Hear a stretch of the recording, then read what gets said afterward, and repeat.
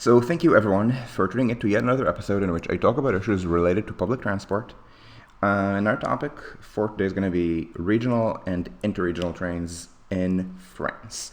And I want to motivate this for a little bit. And the reason is that the kind of high level overview of the two largest, most successful intercity rail networks in Europe, France and Germany. And yes, I'm aware that Switzerland has a lot more ridership per capita than both. Switzerland is also very small. I think per capita, France, I don't think anyone clearly beats France per capita on passenger kilometers except Switzerland. So the other high value things like Austria and Sweden and maybe the Netherlands are about the same. But anyway, so the high level overview is that France has a high speed rail network, which we're going to do this because this is probably the first time I'm reading this article on this computer. I promise that I am not going to talk about my new computer all the time. Just I think my second stream with this computer. So this is the LGV. This is the LGV network. Probably ignore all the dotted lines. A lot of them are okay. Not this. This is. It's kind of weird. This says maybe 2030. The relief line to Lyon, and this is opening date unknown. This is under construction. This has been, I think, permanently shelved. This is definitely not going to open 2024 the way it says. This is, I think, under design but not physical construction. This is also the same thing. And this is not going to be 2025. Anyway, so but the point is that France has a high-speed rail network connecting Paris with nearly all important secondary cities. So the only cities, the only large cities that are not on this network are Nantes, which is very close to the network. It's pretty fast to go Paris-Nantes. Toulouse, it's farther away from the network. So I believe this is 2 hours, and I think this is another 2 hours. Just to put things in perspective, how the TGV changes the meaning of distance. And then Nice, which is the only one that's really far away. Nice is, so this is 3 hours. This is another 2.5. Marseille to Nice. But for the most part, the core markets in France are served all at high speed, or almost all at high speed. The problem is the operations are just not very good, except on these core markets. So what happens is that the frequency is kind of meh. Now, if it's Paris to Lyon, the people will just naturally fill themselves on the trains, and if you don't care about frequency, the frequency will still be high. In the same way that in the United States, the traditional and still unfortunately current philosophy about frequency is that frequency only exists for capacity. It's not a good thing in itself, but at rush hour there are so many people riding the trains in, forget New York for a moment, in Boston and Chicago and San Francisco, that the frequency is actually pretty good. And then off peak, that's when they do cuts that make the system not very usable. And it's the same, and essentially it's the same for intercities in France. So the weaker markets, so things like Lyon to Marseille, you would think it's on the same line as Paris to Marseille. No, it's not. Paris to Lyon, you see there's a little bit of a spur here. Trains from Paris to Lyon do not continue to Marseille. Trains from Paris to Marseille don't stop at Lyon. So Lyon-Marseille has dedicated trains. They're not that frequent. And this is a short line frequency is important. So the high level overview is France is really good at infrastructure and at speed, but not at operations, frequency, timed connections. A lot of these trains are timed to just miss the regional trains that connect to. At one point I was going between Paris and Monaco. There are half-hourly regional trains between Nice and Monaco, and the transfer between the TGV and the TER at Nice, I think, was timed to be 28 or 29 minutes. Like, the trains were timed to just miss each other, and it's not just at Nice, it's a bunch of places. Germany is the exact opposite. The connections, they're not perfect. The connections are pretty good. Trains generally run in a 1 hour or 2 hour takt, but the speed is always garbage. And it's garbage to the point that people in Germany don't even perceive it as garbage. But anyone who actually experienced French trains knows that they are. So let me see if there's a map here of the infrastructure. Yes, there is.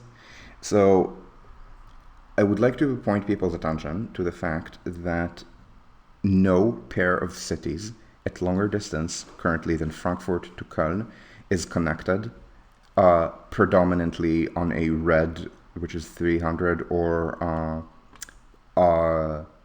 ochre, which is 250 kilometers an hour. So this is the longest high-speed line in Germany, and it connects Hannover with Würzburg.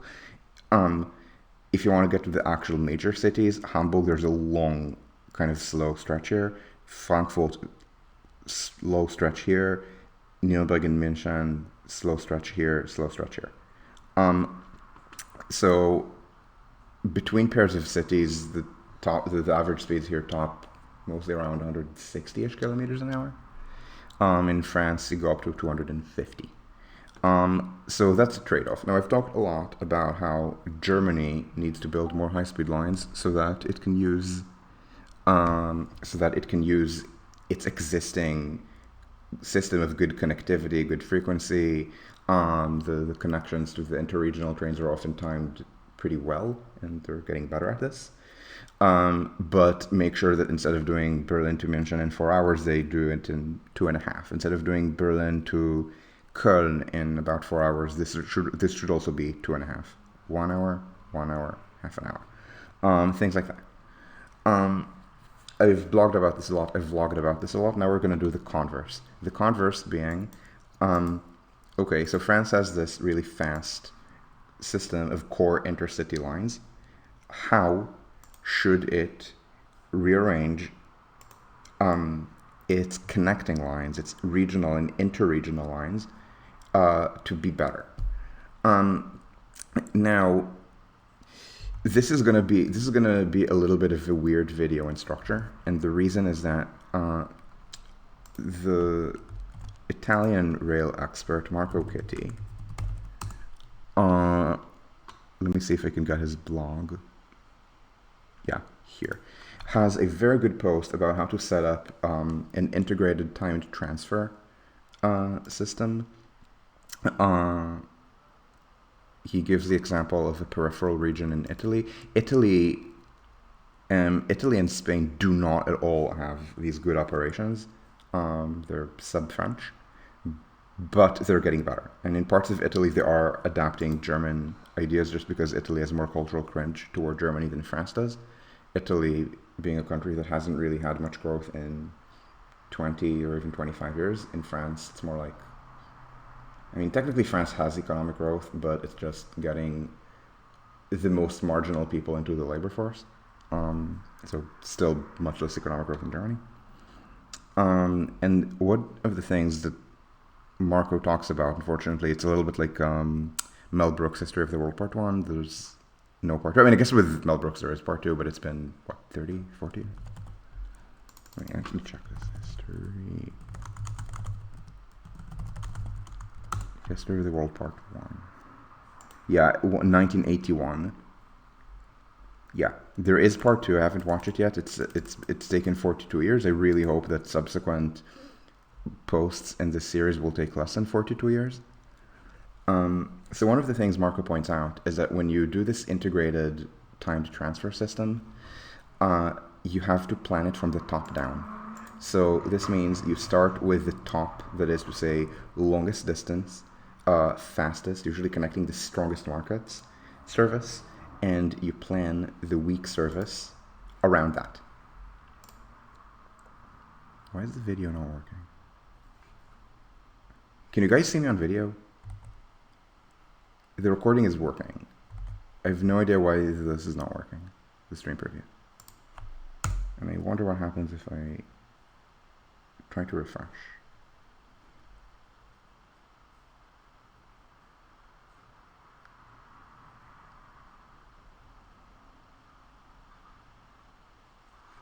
Okay, you can see video. Okay, it's just me that can't see my own preview. Great, thank you very much.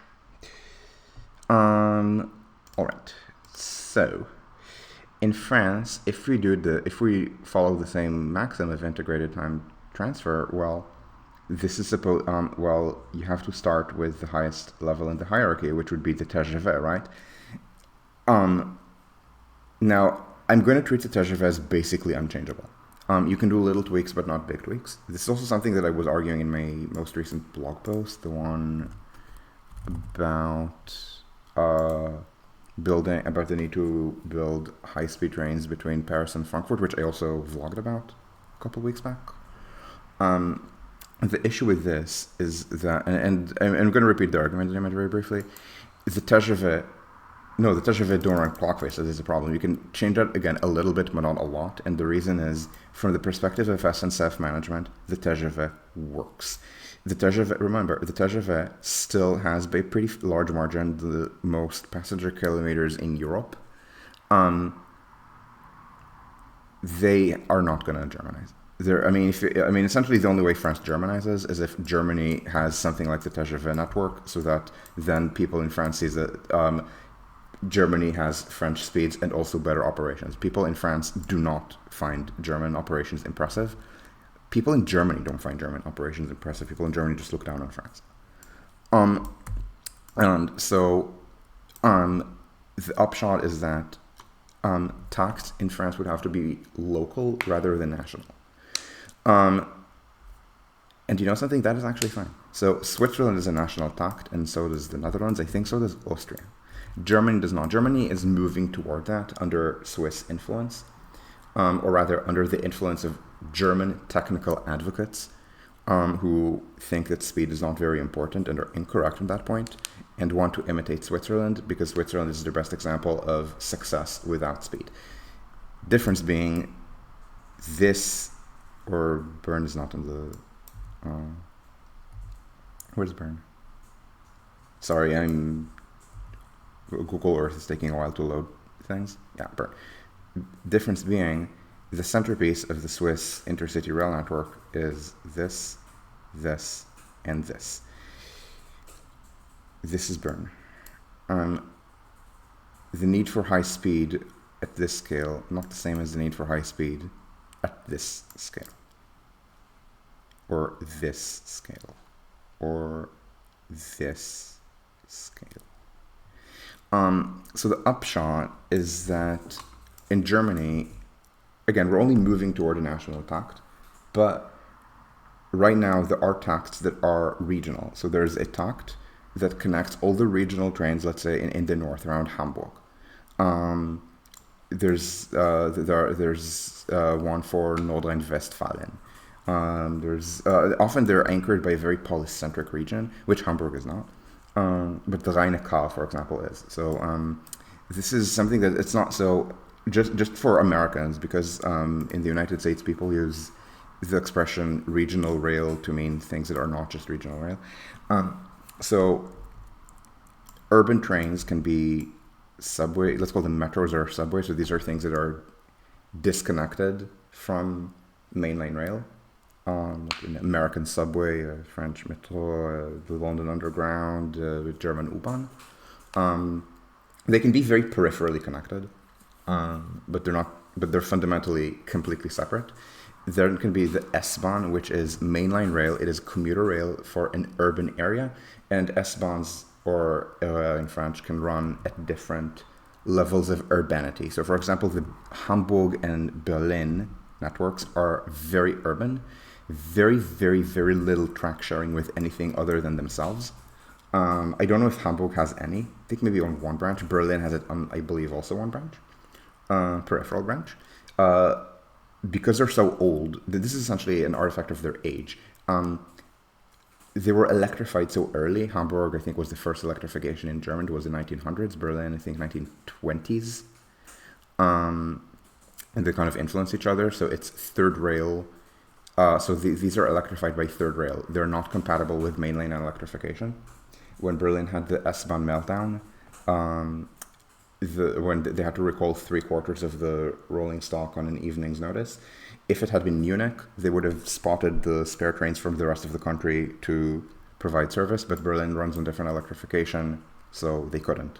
So they had to do a giant service cut.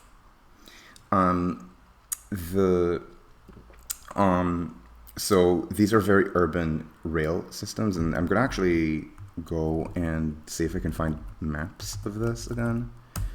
I believe this article will have a to scale map of all S-Bahns in Germany. And that will also showcase the examples that are the exact opposite of this. This is Austria. Okay, this is what I was talking about. Okay. So you see that Berlin is the largest monocentric city in Germany. The S-Bahn does not have that great of an extent, and Hamburg also not much of an extent. I think this is the place where they're structuring. This is pretty recent. And then you can, and then let's call them. There's the middle networks like München. München is the network that I most speak of as the kind of combination between urban rail and more regional or interregional rail. And then there are the networks that are just purely interregional, like Hannover. Hannover is not really a useful urban rail system, but it does go very far out. Leipzig is kind of weird. They have a city center tunnel, which is usually a feature of very urban systems. But then I never remember if this line is the single longest end-to-end S-Bahn in Germany. But a lot of these are lines that run hourly. Even in the city, I was confronted with some in-city branch that ran half hourly, which is not what you do with urban rail in Germany. Rhein-Neckar is also an extremely... Why am I getting this? Rhein-Neckar, so around Mannheim, that's also an atypically interregional network. It goes... so Mannheim is in Baden-Württemberg. This line is so long, it doesn't just go into Rheinland-Pfalz. It dips into Saarland. It's 2 states away. Like imagine a New York commuter line going into Pennsylvania, and also imagine in New York we're a metro area about 1/10 the size.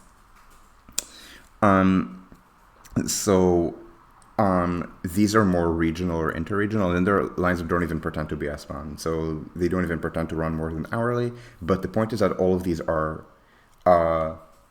connected with timed connections where they need to have. So I was at one point going Karlsruhe to Kaiserslautern, not via Mannheim. I was going on a regional line via Neustadt, and at Neustadt the connection to the S-Bahn, which again, this is an hourly line that goes pretty far out, that was timed connection. So this is regional rail to me. This is to me regional rail. This, the outer part of this is to me commuter rail. The S-Bahn type system. Now, the RER, so we're not going to talk much about the RER because, yes, then New Jersey Transit almost reaches Pennsylvania at Trenton, yes. First of all, almost. Second, New York is a metro area of 23 million people. Mannheim is not. Let me actually check the distance because I think that this might actually be longer than New York to Trenton, is how insanely long this is. It's Hamburg. Okay, so this is 85. I think it's actually going to be above 90. Yeah, I think this is actually longer than New York to Trenton. With weaker frequency than New York to Trenton. Again, this is hourly, but this is timed at Neustadt with the line from Karlsruhe. So the point is to do little local takts with things like this. Why? It's not because the TGV has no takt, although that is a contributing factor. Rather, it is the size and lack of density within France. Germany, look, just try to see visually how much bigger France is than Germany. This is 82 million people. This is 66. Germany is more than twice as dense. Actually, not Germany more. I think it's about twice as dense as France. Italy is also almost twice as dense as France, and when you throw away places where not a lot of people live and concentrate on things like the Po Valley, it's much denser. Now French density is not uniform by any means, but it's not like you can throw away massive parts of the country and then just have a large basin with 400, 500 people per square kilometer. I mean, there's Ile-de-France, but that is centered around a city. It's not the same thing. The only place in France that has this kind of inter-regional uh, polycentric geography is this area. It's Nord-Pas-de-Calais. I think they've renamed this Hauts-de-France, like the heights of France, because it's the north of France, which is weird. Which is kind of weird staple job of historic Picardy around here. An area that was a bunch of places that are historically actually in Ile-de-France and at this point are exurbs of Paris and have a lot of commute ties to Paris. It's mostly this department, Oise. Probably the southern parts here are going up to Laon. Laon was part of Ile-de-France before the revolution. Ile-de-France was kind of ended up being moved south between the revolution and the regional reform in the 70s, the 60s and 70s. So this was not part of. So I think the southern part were around here, Ile-de-France. This maybe wasn't, but then this was. Both things like that. And the historically different, like French Flanders, like this area spoke Dutch. Like Dunkirk is not a French name. This used to speak Dutch until modern mass education.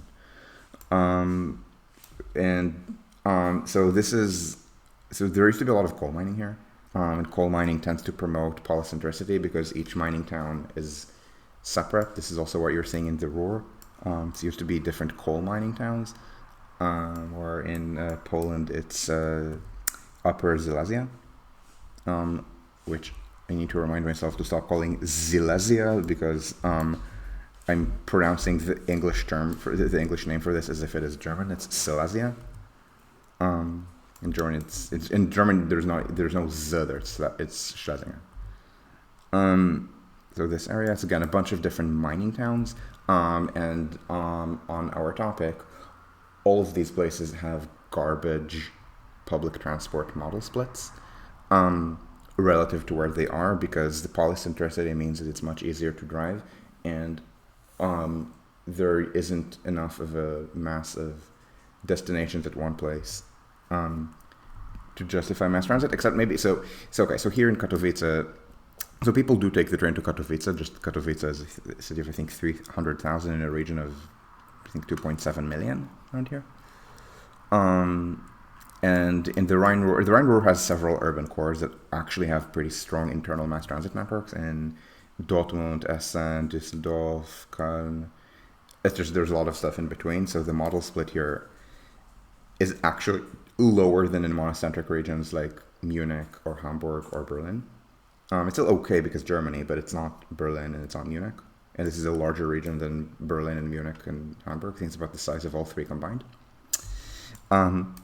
Likewise, Nord-Pas-de-Calais, this is not Nord-Pas-de-Calais, this is Brussels. Nord-Pas-de-Calais does not have great public transport usage. Now again, Lille, so there is a core there around Lille, and that core, it's about 1 million people, has model split of a secondary French metro area, about 12%. And then the rest is where people drive.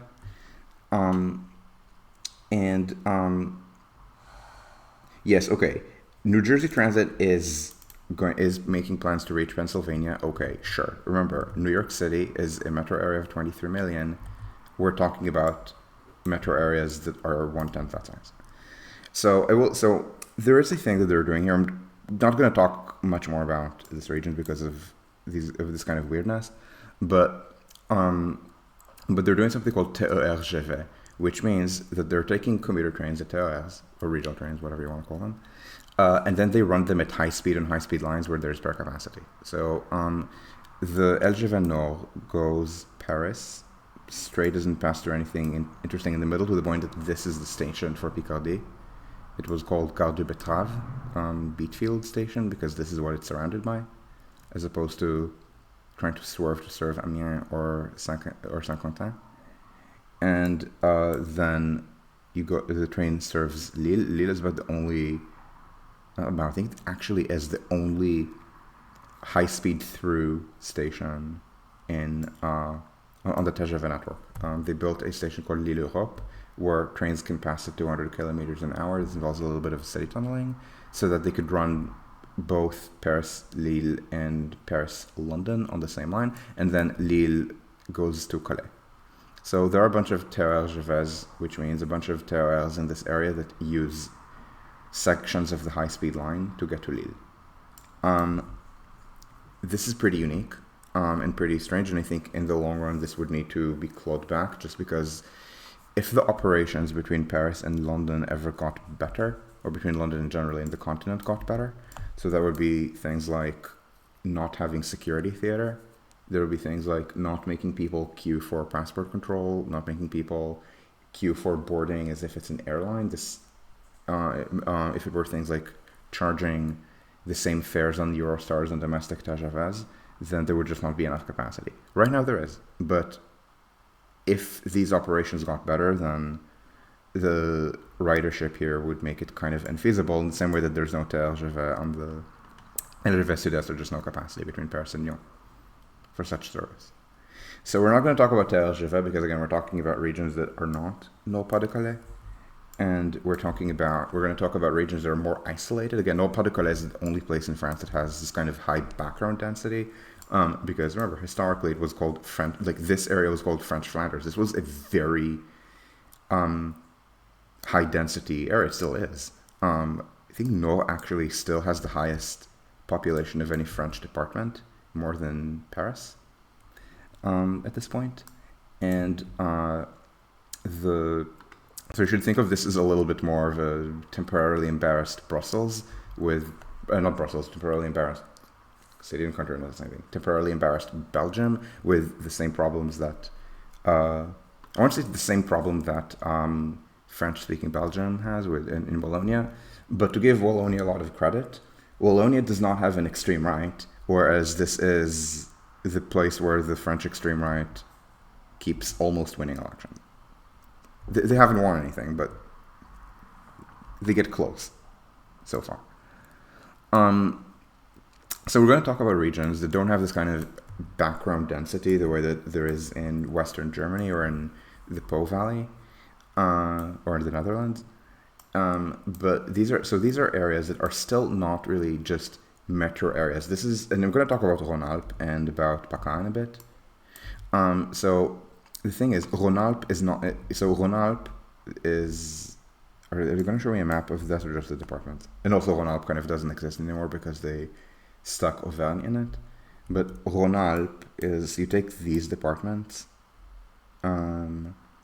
So south of the line that I'm trying to trace over the departmental boundaries, that is Provence. So this is Provence.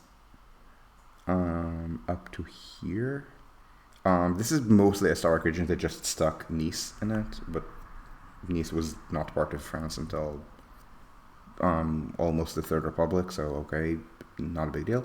Rhône-Alpes is not a historic region, so again, you start north of Provence, and then you go here, you go to Macon, you go up to here, and then you go back down. It has a little bit of a T shape.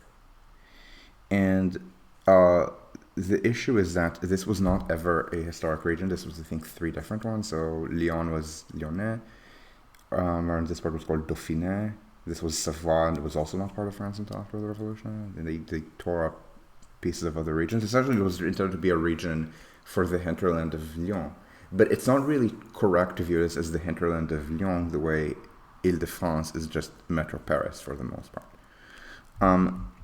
Because there are a lot of independent cities here that are very clearly not suburbs of Lyon, not meaningfully in the Lyon region.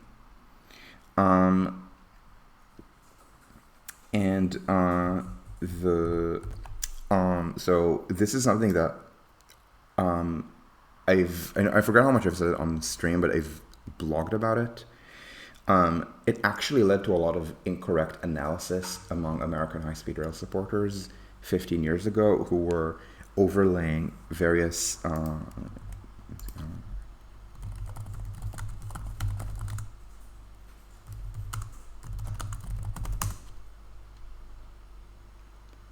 I'm still floored by the fact that I can type a sentence without.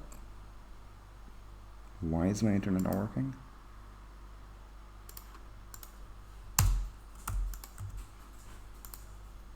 Am I off stream?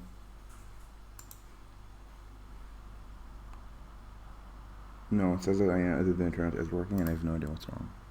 Okay.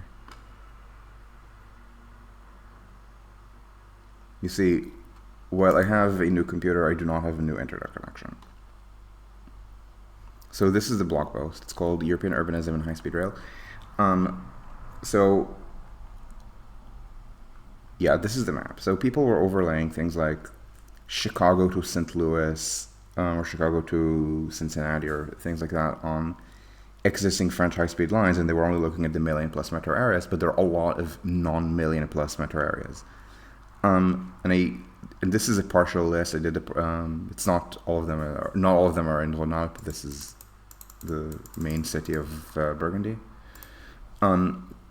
So these are areas that are quite close to Lyon, but are not suburbs of Lyon.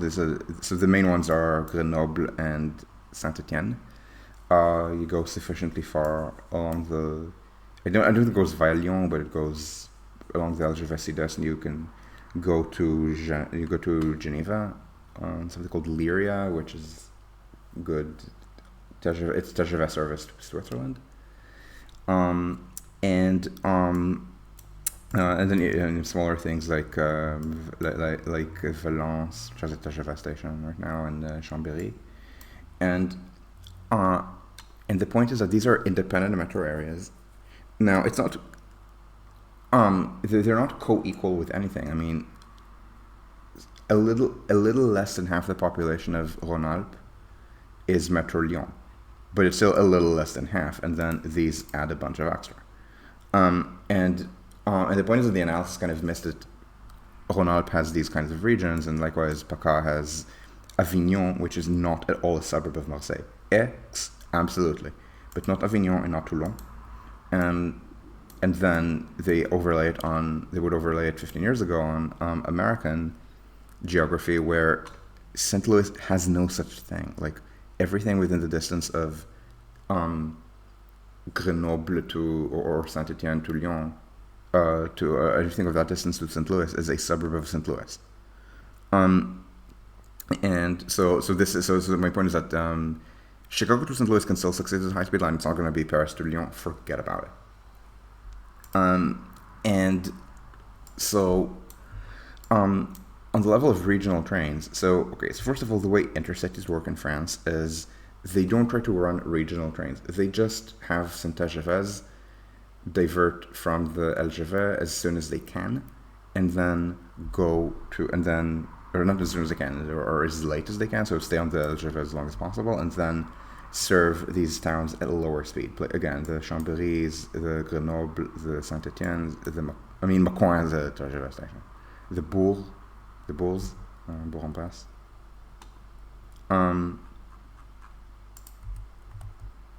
And stream is still up. Okay, so I have weird internet. And so because of that, there isn't that strong of a regional rail network. It's not quite because of the TGV, rather it's because SNCF doesn't care. From the perspective of SNCF, rail ridership in France, even ignoring things that SNCF doesn't do, like RATP lines, from the perspective of SNCF, ridership is on the RER and Transilien lines that are in the SNCF network. So all of Transilien and some lines that are branded RER, lines C, D, E, parts of B, a small part of A. From their perspective, that is ridership. Like nearly all mainline rail ridership in France, if you measure just riders, is in Ile-de-France. Now, from the perspective of passenger kilometers and revenue, it's not wholly dominated by the TGV, but it's mostly TGV. So this is not something SNCF cares about, and to the point that there are a lot of people who believe in some kind of decentralization, who think that it's just about local and regional autonomy. It would work to some extent, but the regions in France do have the ability to fund regional trains. They just don't. They don't care. They try to do better in some cases.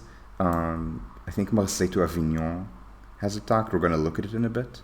See if we can get the timetable, because at one point they set up, I think, a 20-minute Takt, Marseille to Avignon, on the regional trains. The Riviera, as I mentioned before, has a half-hourly Takt from Nice to the west. I'm forgetting if it goes as far as Cannes or farther than that. And east, it goes up to the first Italian station. It's the border station, Ventimiglia. And now I think Rhône-Alpes still, no, actually, I don't remember which region in France outside Ile-de-France has the highest regional rail network. I'm forgetting whether it's, I forget whether it goes Rhône-Alpes. I know Rhône-Alpes is more than PACA. I don't remember where in the slot of less than both, more than both, or between. I think it's more than both, is the Nord-Pas de Calais network. These are the responsibility of the regions.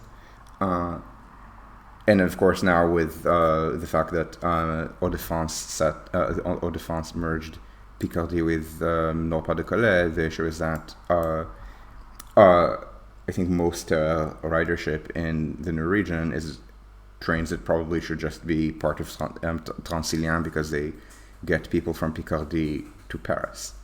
There are actually TERs that reach a Parisian terminal. Not many, far fewer than anything that's Transilien, but they exist. And so the upshot is that it's something where something where the regions need to lead, just because, I mean, yeah, you could do a state plan, but again, SNCF doesn't care and cannot be made to care. But is there a good plan? Yeah, it's possible. So let's kind of zoom in on, probably Rhône-Alpes is the best example of what should be done. And here we cannot use Google Earth anymore, because Google Earth does not display railways except at a zoom level that is unusable for mapping. So we need to go open railway map.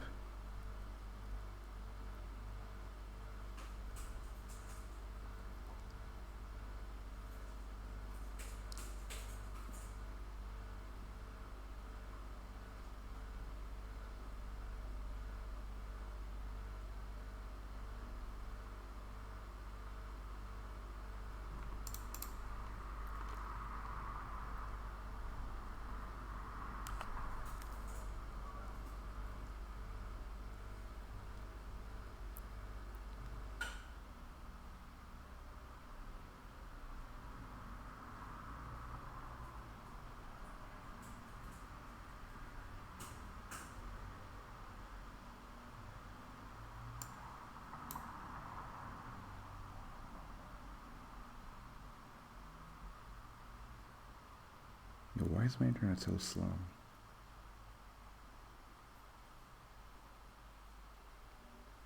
Because it's not supposed to be a very intense thing. Like, what else is using the internet here right now?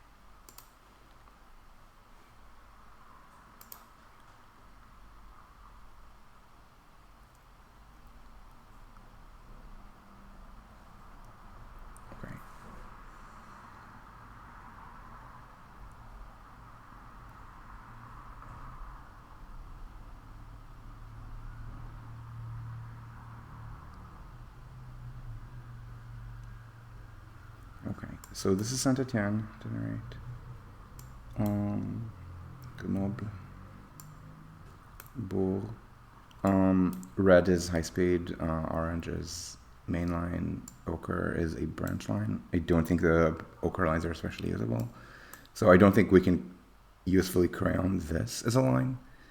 I mean, maybe, but this would require a lot of repairs. I'm gonna do Rhône-Alpes right now. And at this point, they even renamed it. No, I don't want the German article. The German article is not going to be good. Like, you read in English, usually you read in English or in the language of the place. You don't usually want to read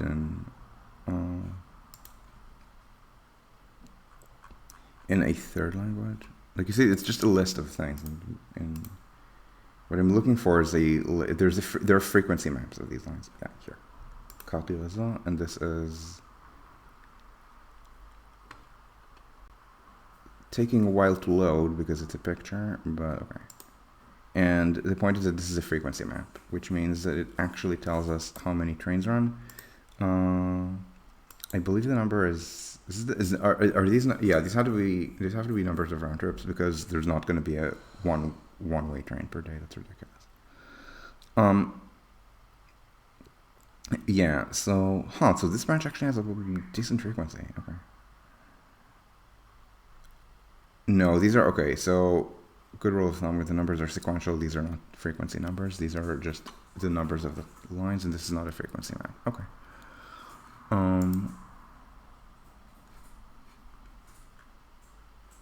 Okay. It feels a little weird that I'm letting go of something that it had to spend this. Okay, this is what I was looking for. Thank you. So this is a frequency map. There still is actually decent frequency on this branch line to pull. I guess there's more not there. So this is from 11 years ago. This will have changed. I don't know if for the better or for the worse.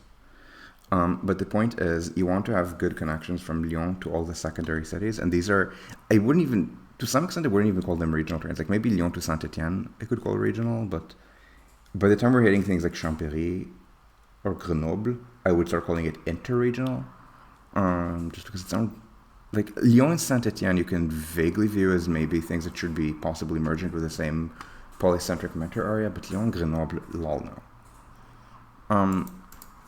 And so, AR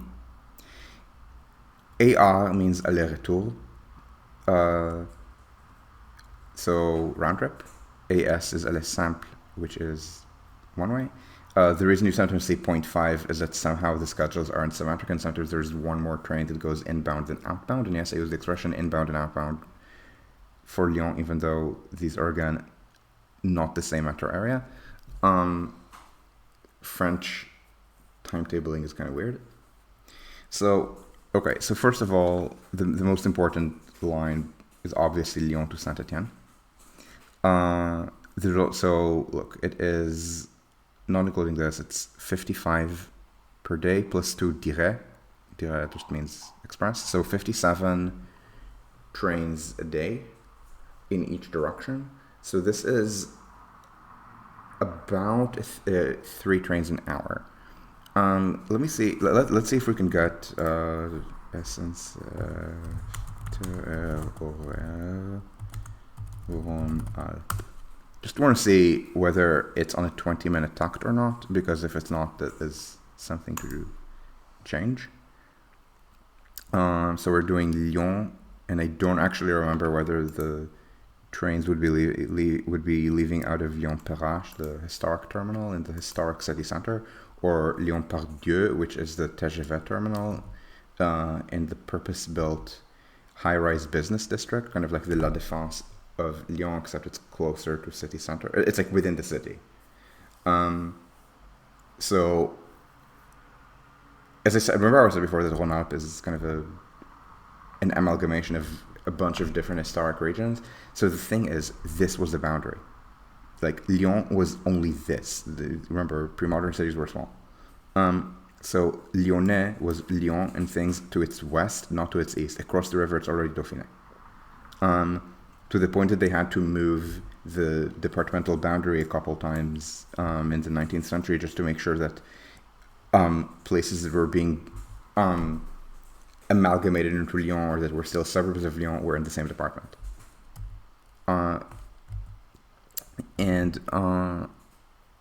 Yeah, the TER schedules are going to be very drunk, but let's check. So Lyon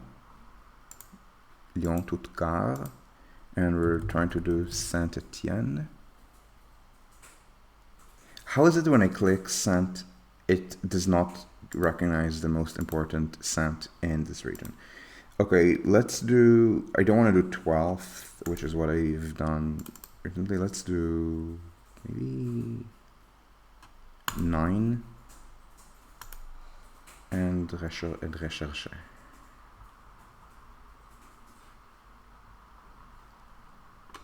Okay, so this is a 13 euro. So I'm being sold a 13 euro one way. Lyon to Saint-Étienne as well. Yeah, this is expensive, but I'm assuming the actual commuters are all on some kind of monthly. So let's see. A bunch of frequency. Okay, this is out of Perrache-en-Pardieu. A bunch of frequency on the shoulders of rush hour, and then what is this as we go full of peak?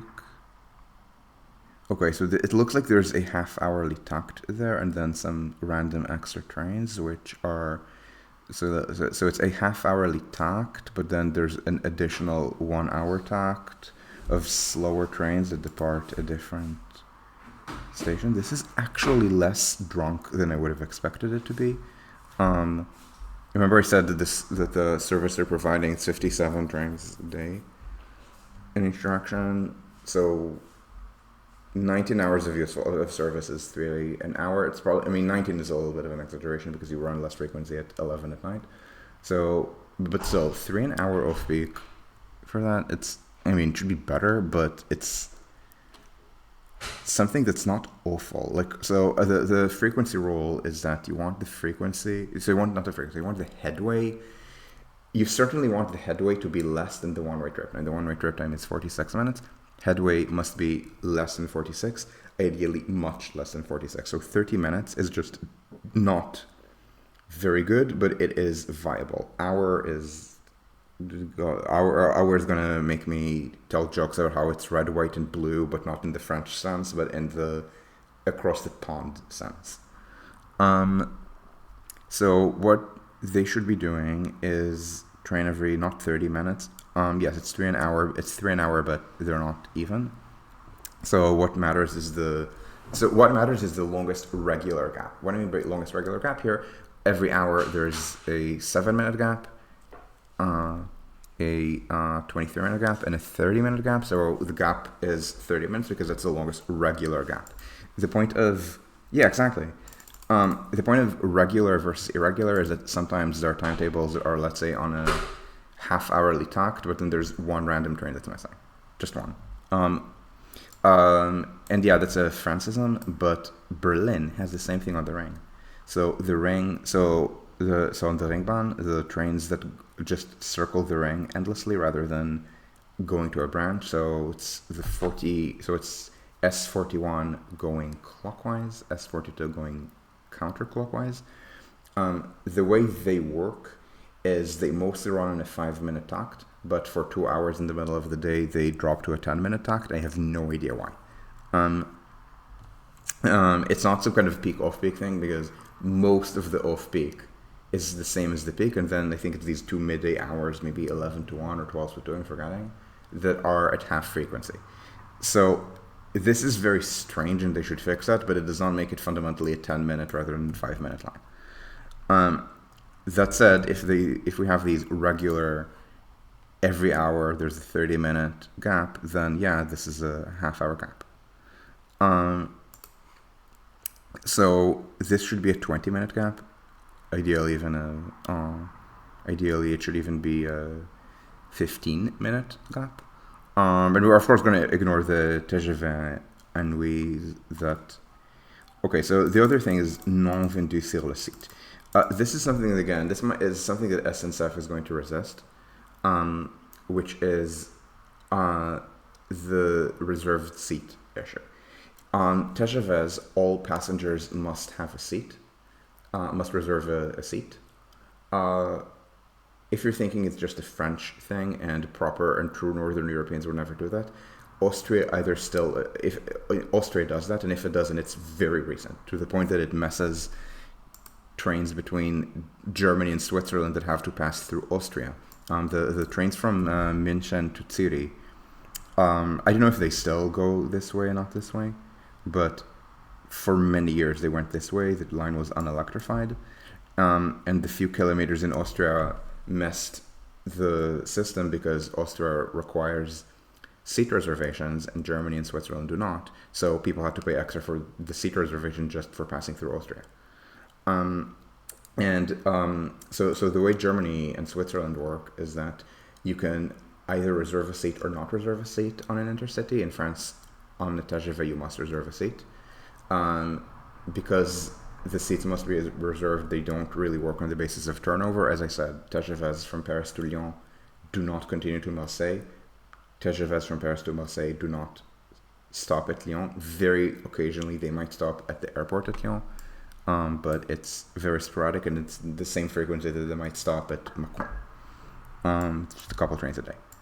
And so they try to run mostly non-stop. Again, if they make an intermediate stop, it's one where they expect very little intermediate ridership.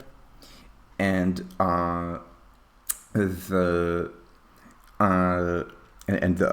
so this also, and the thing is, this also continues when they go on classical lines.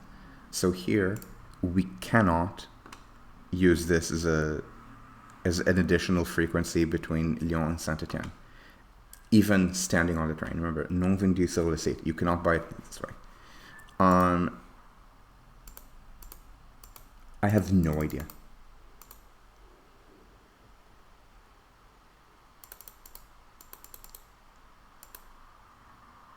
That's a different route. It's via, this is not via, this is to Perrache and not Pardieu.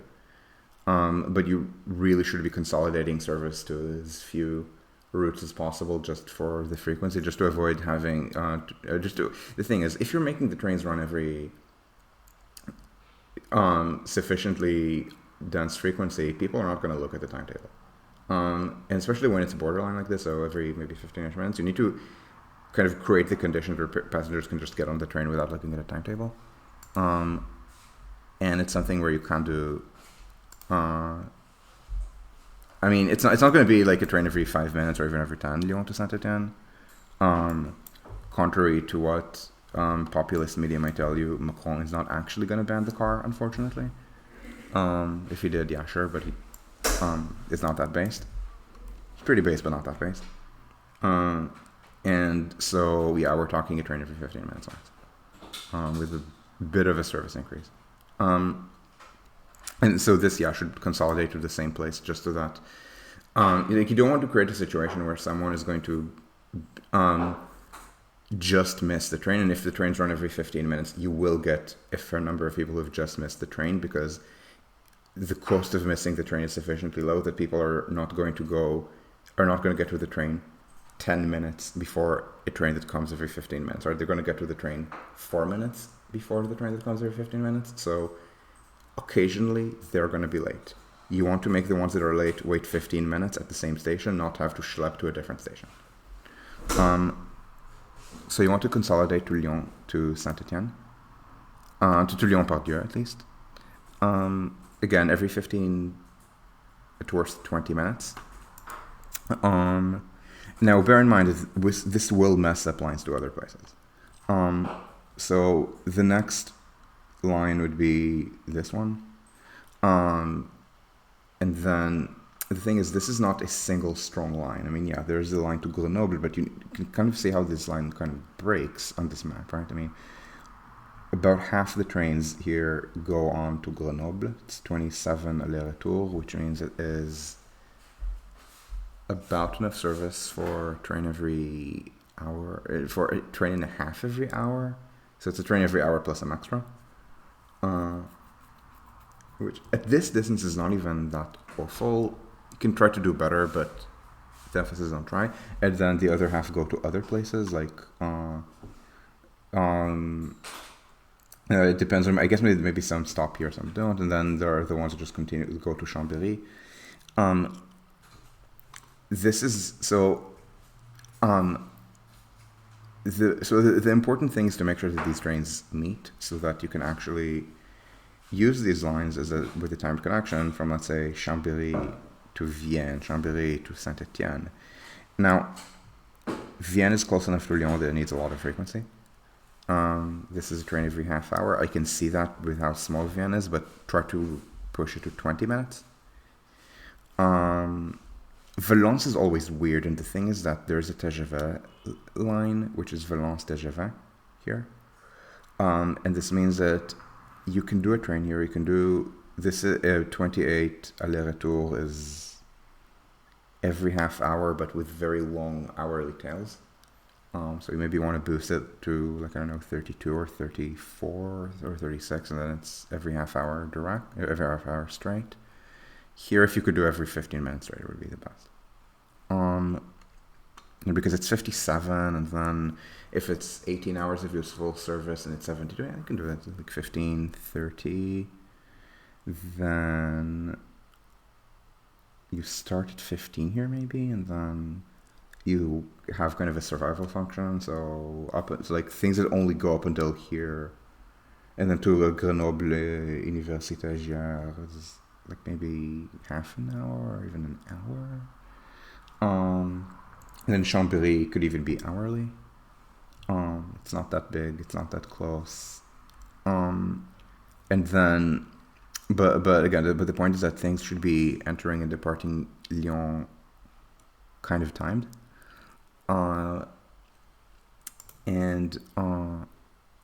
Yeah, so, or through a run, yeah. So remember we're talking about things that are all south of Lyon right now. Yeah, so you can use the local transport ticket for unreserved travel. Yeah, in France you can't.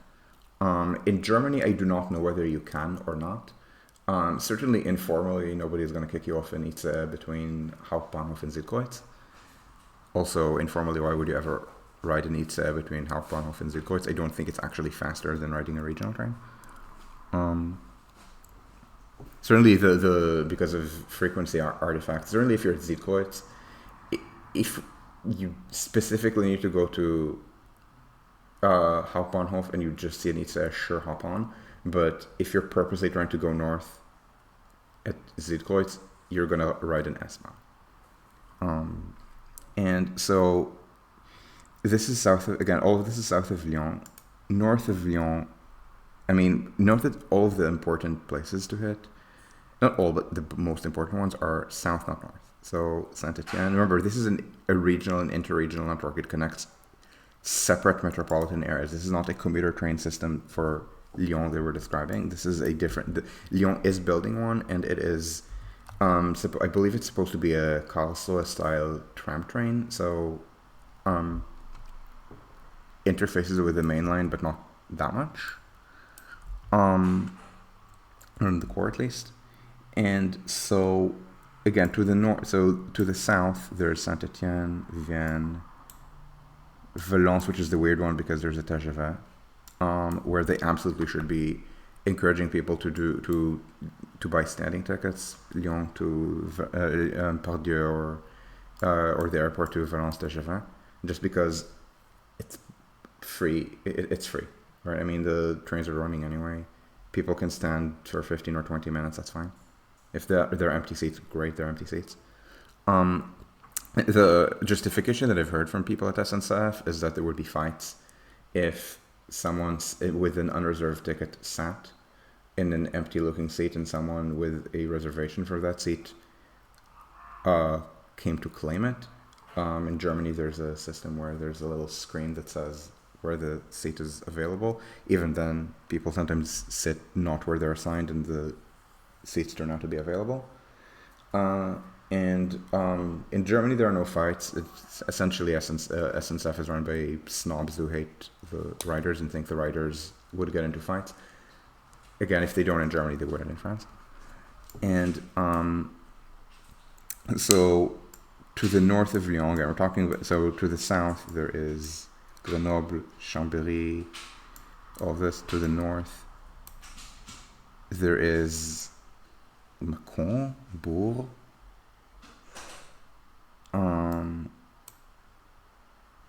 Geneva, but that's not really interregional. It's just intercity. So this is asymmetric.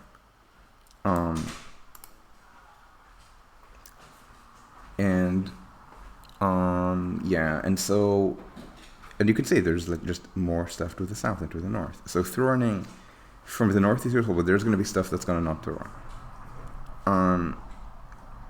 And so what does this mean? So, it means that to the north. So let's talk about the infrastructure now, and we're going to try to do Google Earth, and then when that doesn't work, we're gonna do OpenRailMap. Okay. So this is Pardieu. No, it's not Pardieu. This is Saint-Exupéry. This is Pardieu. I'm sorry. Sorry, I thought that the red would be, but no, of course not. So this is Pardieu. These are trains that enter Pardieu to the south, and one of the things that annoys me about using Perrache is it's that close of a reverse branch, to the point that they should be consolidating around Pardieu.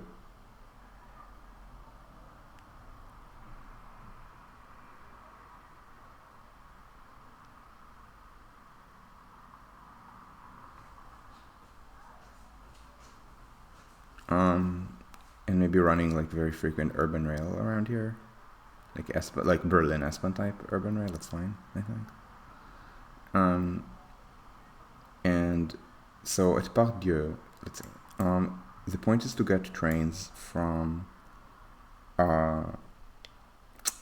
point southeast, where they're gonna branch to Grenoble here and Chambéry.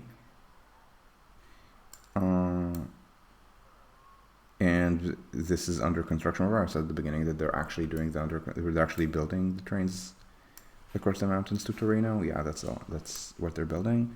So note that once this happens, the correct way to get to Chambéry is going to be via what they're building now.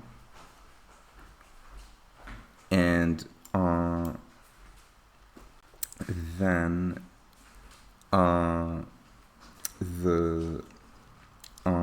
and then there's gonna be there's the line here to Saint-Étienne,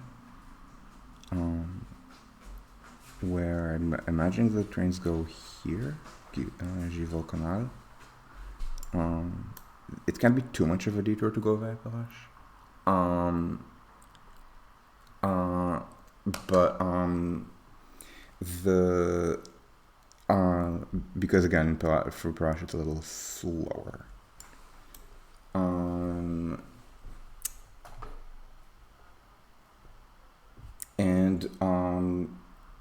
So the point is that it's two lines, and can you make these two lines arrive simultaneously rather than staggered? I think so. It's two lines, right? This and this.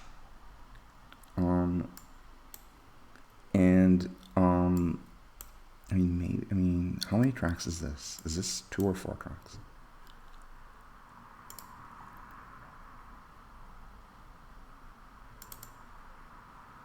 Yeah, exactly.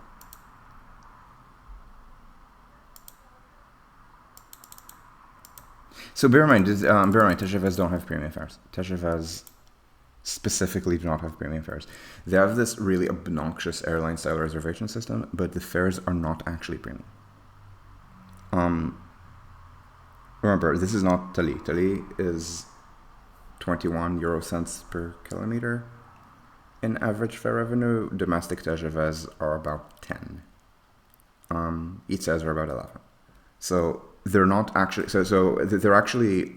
So when they made a political decision 40 plus years ago that they're going to charge affordable fares, they've kept that promise.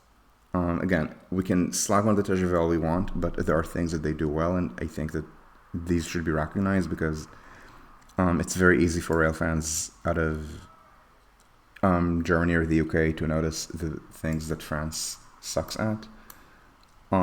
Yeah, it is 4 tracks. Yeah, okay, then you just run. You can even have the trains enter simultaneously. I believe the way the junctions are set up, from what I was saying when I was doing it, it's the lines don't interact very much. So yeah, it's just 2. So yeah, this is a line that runs every 15 minutes. This is a line that runs every 15 minutes. The line through Vienne is this one. So it is.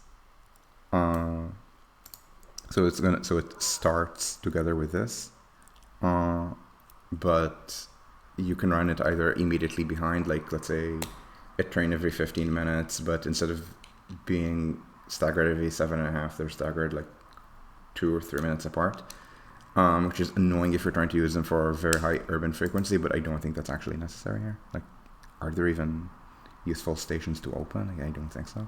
Maybe there are, but certainly there aren't now, and this is not intended to be used as urban rail. And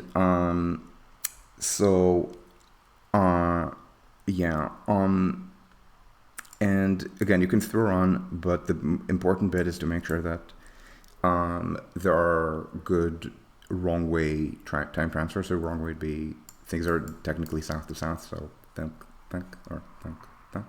Of course, with Vienne, because it meets closer in, it's less important. Maybe you would even want to set up things where from Vienne you have. The thing is, Vienne to Givaux Canal doesn't go on to Pardillon to Perrache, so maybe you'd open a station here for that. But so Vienne you do the wrong way, maybe here or something, and then you can stagger. And yeah, so this is how you do a regional rail network for Rhône-Alpes. Again, that would connect with Chambéry. The main target would be Chambéry, Grenoble, Saint-Étienne. Going north, these are just the things that they pair with. So the way we're talking about how to do the time transfer, essentially you automatically get whatever they're paired with, which to the north would be what? There are things that split very rapidly. So it's not going to be to a specific place. I guess some trains are going to go to Bourg. I guess maybe over here. Macron definitely. Dijon's kind of weird to do like an interregional from Dijon to Lyon. It's practically an intercity at that point. But anyway, this is as far as Rhône-Alpes goes, and I promised I would get also to PACA. What? Is the stream not working? The recording is, but is the stream working? No, the stream is working. Okay. It's just that this keeps screwing up. Okay, so we're gonna do this, and we're gonna go do PACA, and then we're gonna break. This is not intended to be an atypically long stream.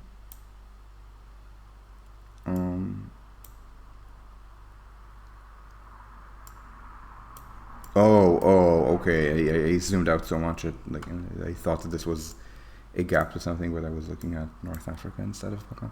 Okay, so PACA is very different. PACA is different in a bunch of ways. The first is it's not the region of a single city.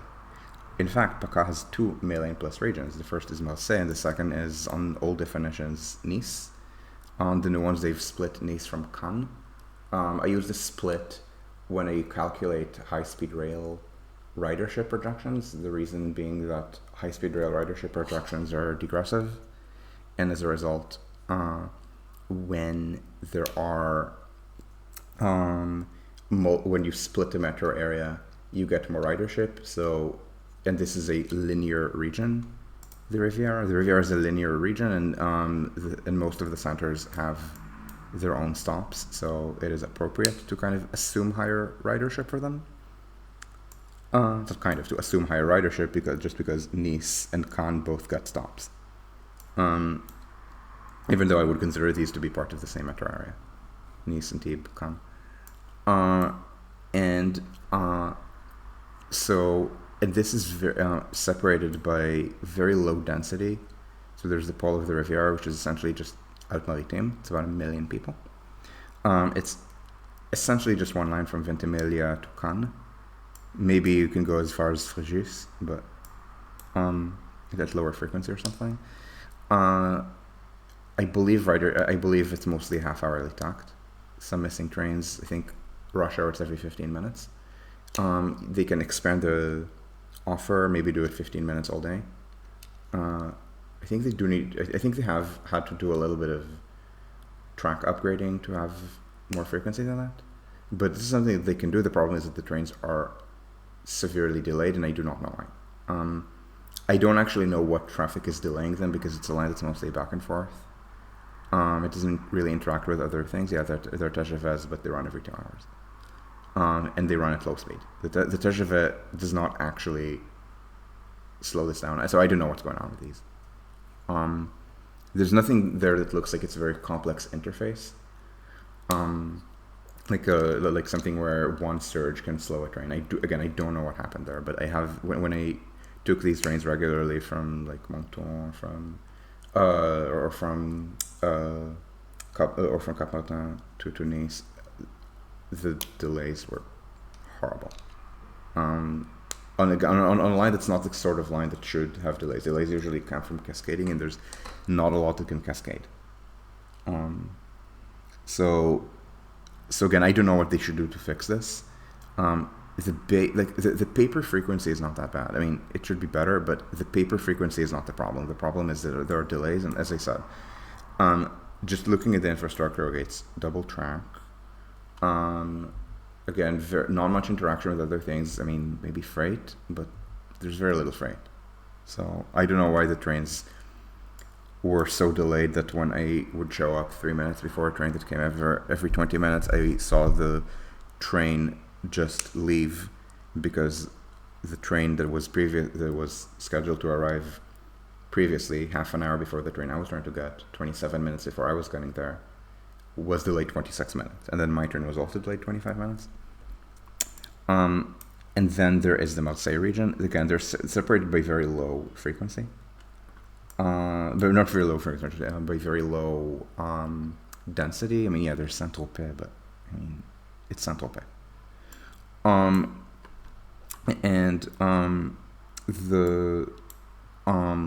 So the main things to look at are Marseille to Toulon, Marseille to Avignon, and connections to Arles.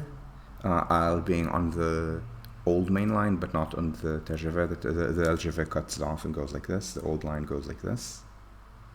I don't actually remember which side of the water goes, but it goes via Arles at least. Of course, via Aix. You want service to Aix, not just Aix TGV, and Nîmes. These are the important places to hit. These are important places to hit for an interregional network. And yeah, so because I always forget, I don't. Okay, so we want to look at this. So we want. No, we don't want carte du réseau. Is the problem? No, we do not want carte du réseau. We want this to get to this, and we want the same for PACA.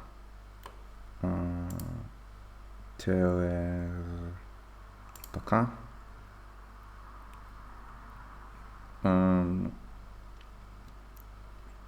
When are the numbers from?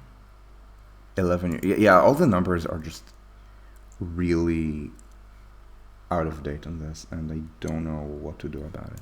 I think this is the frequency map.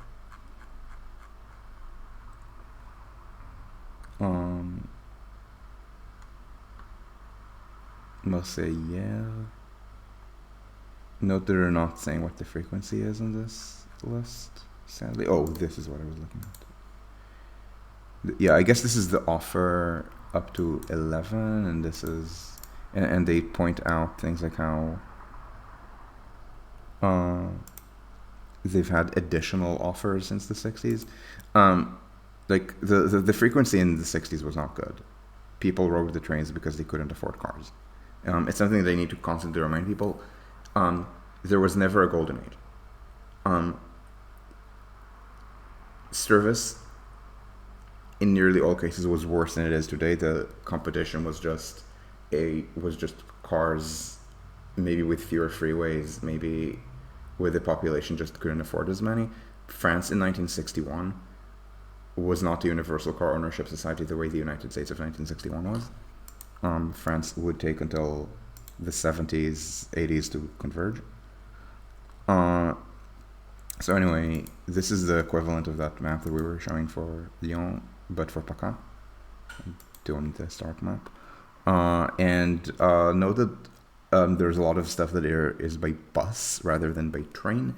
Reason being, Provence is a little bit of a sunbelt in a bunch of ways. First of all, it has the same reactionary politics of the American sunbelt.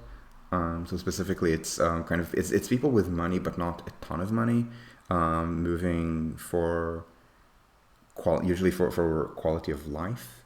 So it's not really about work. The Riviera is notable for how much the wealth there does not work.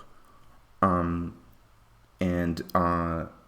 there's this kind of very strange aspect about it that I blogged about, where normally you can actually get a fair number of middle class people riding the trains because the middle class is likely to be working in the city center or near city center business district where public transport is the most where public transport is the most competitive, and then the working class could be taking the trains out of poverty, or out of maybe not poverty, but because the cost of cars is more meaningful when you're earning 1.5 thousand euros a month after tax than when you're earning 5,000. But the jobs are less centralized, so it's less convenient. And the Riviera has a little bit of an inversion because so much of the middle class work is not in downtown Nice, but is in NT. It's not even in NT proper, I think, Sophie Antipolis. So essentially, there are atypical levels of office job sprawl in the Riviera because of Sophie Antipolis. Conversely, the tourism industry is about these historic centers, Nice and especially Monaco, to the point that the tourism jobs, the working class jobs, are rather centralized because it's usually by the sea, so pretty linear. It's maybe you're working at the casino in Monaco. Monaco is one place; it's very small, and I think the casino is actually a reasonable walk to the train station. And so there's kind of an atypical thing where use of public. I don't know the average incomes, but I would suspect that the average income of a public transport user in the Riviera is much lower than that of a driver in ways that are not typical at all of a metro area with a model split of about 12 or 13%. American metro areas with model splits in that region have public transport ridership that's so downtown centric that sometimes the public transport commuters actually out-earn drivers. I don't expect this to be true in a European region of that model split, but in Nice I expect this to be almost like LA, like factor of 2 in favor of drivers. And so Marseille, in contrast, works differently, more interregional. And the point, and the reason I pointed the Sunbelt in this is that a lot of the growth has been places that did not used to be very important, so they were not on the train. And this is where there's a train that like penetrates inland that gets you from Marseille and Aix all the way to Gap and in Briançon, but who cares? Very, very few people actually live in the inland parts of Provence. This is where it's at. This is where it's at. This is where it's at.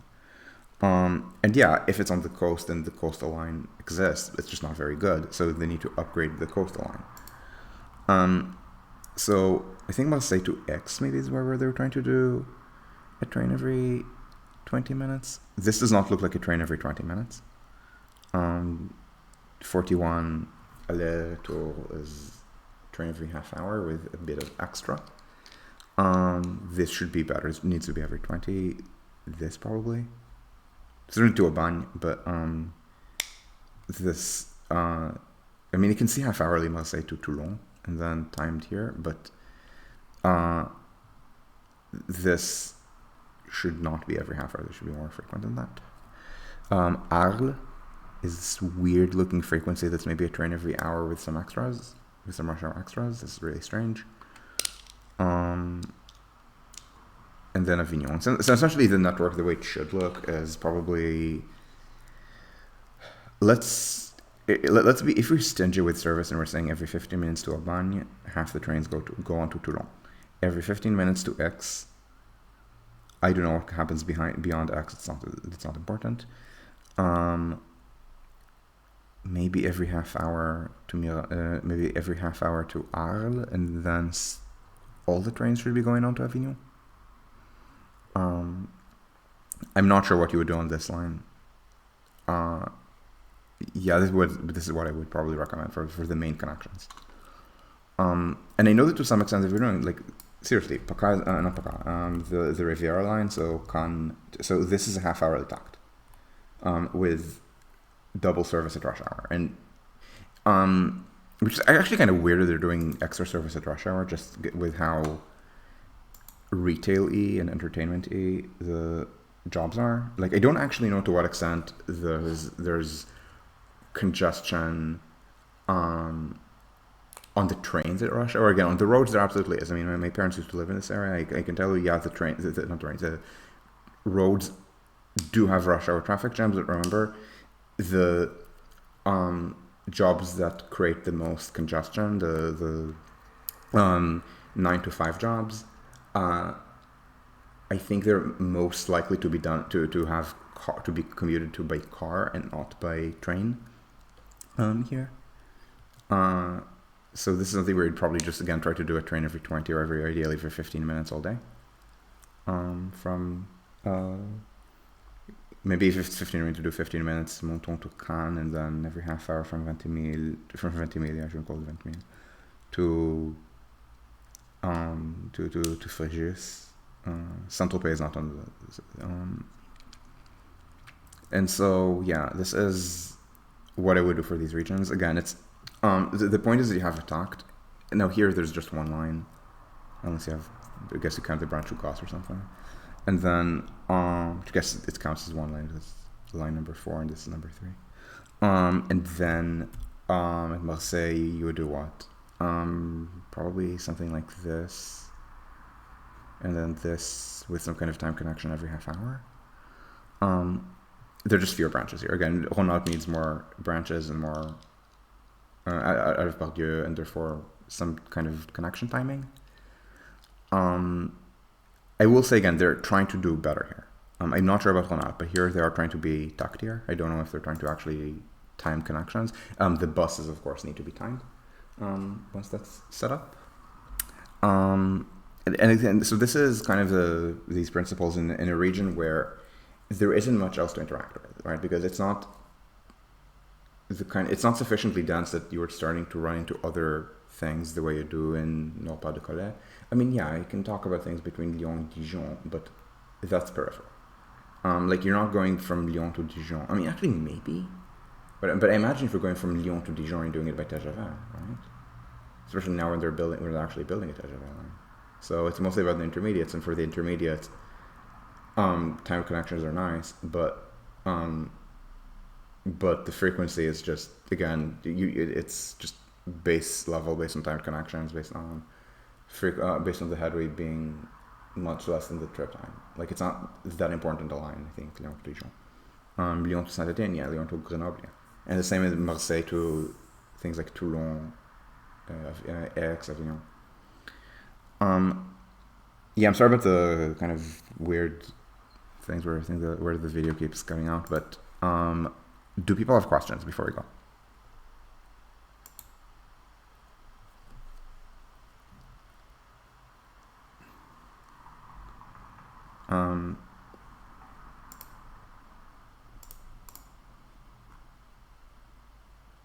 I can't even see what's going on here, which means I can't even tell.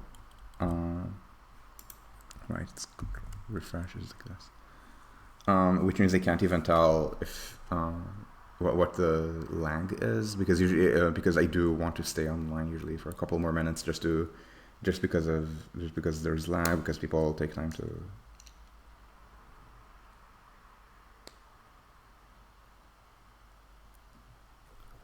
Okay, so this is a rather short lag. So and because I hit refresh, the colors changed. So are there questions about this or related things? Because these are actually, I think, kind of interesting, maybe toy models, just because again, France is not very dense. Rhône-Alpes and PACA are not that dense. And I imagine the same would be true if I try to crayon the same thing around Toulouse and Bordeaux. It's, again, lines that are connecting, and yeah, you want to have a solid connection, then try to get TGVs to also meet. But again, remember, you cannot coerce SNCF's hand on this. SNCF works for what it's doing, so instead of trying to treat them as public enemy number one, try to work around them and then do things that will get them to improve. Will I also do Western part of France? No.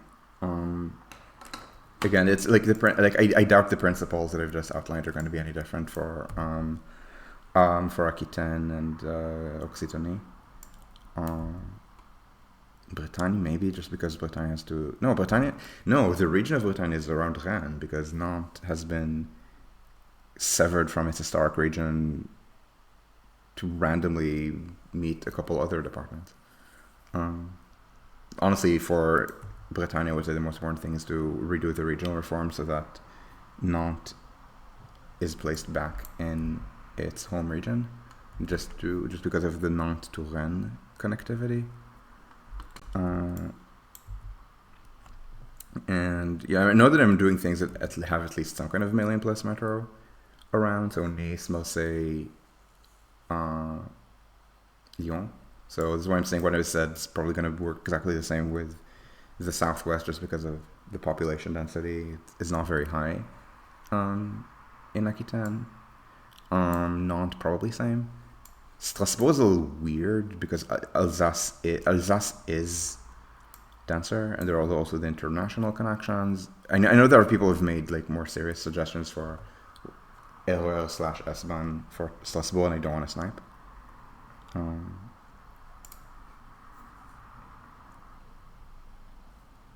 Yeah, exactly. Yeah, so the role bit, yeah, east of Chambéry, yeah, but I mean, east of Chambéry is also not going to be a ridership driver ever. It's like one of the things that I think French planners got that Swiss ones, I wish they got, is that the drivers of ridership are not going to be random towns like this. I mean, maybe if you can get something, I mean, if it's going to ski resorts,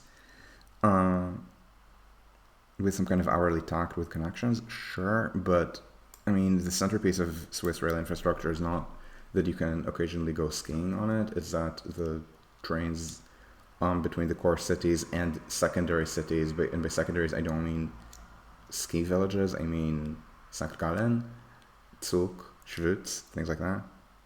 Luzern, if you count it as secondary, because it's it's a pretty big city, but it's not, but by Swiss standards, but it's not it's that connections to these places work. And these places, their French equivalents are Chambéry and say they're not random villages. But so yeah, you can try to do hourly Takts or something and try to connect, but I'm not even sure all of them are on the train for a bunch. It's just going to be a bus connection, especially in Provence, just because the geography of tourism in Provence outside the main cities is not especially rail-y, if that makes sense. Does that answer your question, Marta?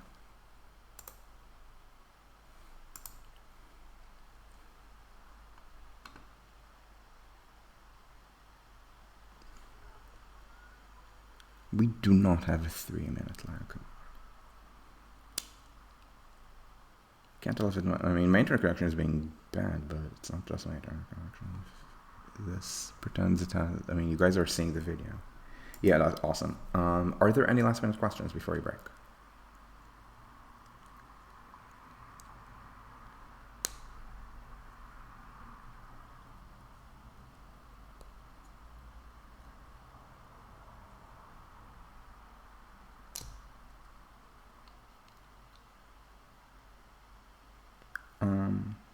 Also, the fact that you said the timing when you said yeah, it does tells me what the lag is. So thank you. All right. So thank you all for watching. Sorry, it was kind of a jank stream with the internet connection. At least I don't have a jank computer anymore. So thank you, and I will see you again.